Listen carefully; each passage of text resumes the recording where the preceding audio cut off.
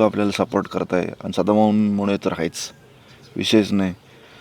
पण जे भाडखाऊ आहे, जे हरामखोर, जे माझे मित्र आहे, जे माझ्या जवळचे आहे, त्यांच्या आईचा भोसाडा म्हटलं तरी चालेल. तर मित्रांनो, मला त्या मुलांना धन्यवाद करायचं आहे. म्हणजे मी आज जवळपास 1 वर्षापासून कंटेंट क्रिएट करतो आहे, पण जे 10-15 जणं मला लाईक करायचे, म्हणजे माझ्या प्रत्येक व्हिडिओला लाईक करायचे.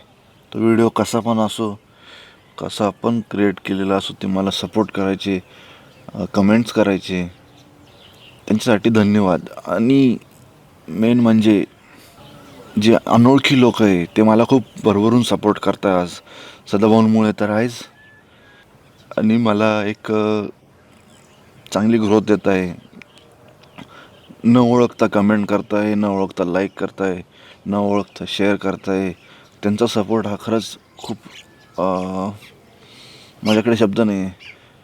खूप आनंदित आहे की लोक आपल्याला सपोर्ट करत आहे आणि सदाभाऊंमुळे तर आहेच, विषयच नाही.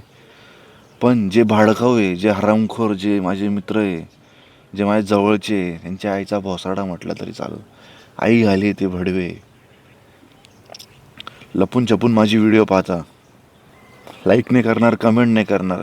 इतके भाडखाऊ राहतं ना आपल्या जवळचे. आई घाली म्हणजे एवढे माजरचे होते. सॉरी मी शिवे देतोय, पण ती वेळ येणार आहे. काय करणार, बोलावं लागणार आहे. त्या हरामखोरांना सांगाल, उद्या जर मी सक्सेस झालो, मीन्स उद्या जर मी सक्सेसफुल झालो, तर आई घाल्यानं तुम्हाला झाट्टा व्हायच्यात मी उभं पण करणार नाही. शट्टा व्हायच्यात तुम्हाला मी उभं पण करणार नाही.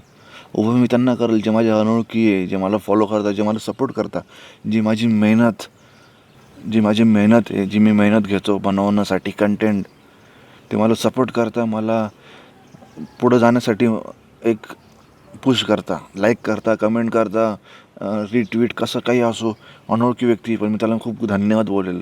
पण हे जे भाडगाव आहे ना, जे जवळचे आई घाले, त्यांना मी खरं सांगतो, घंटा भ्यांच्यात मी उभं नाही करणार, नाही करणार.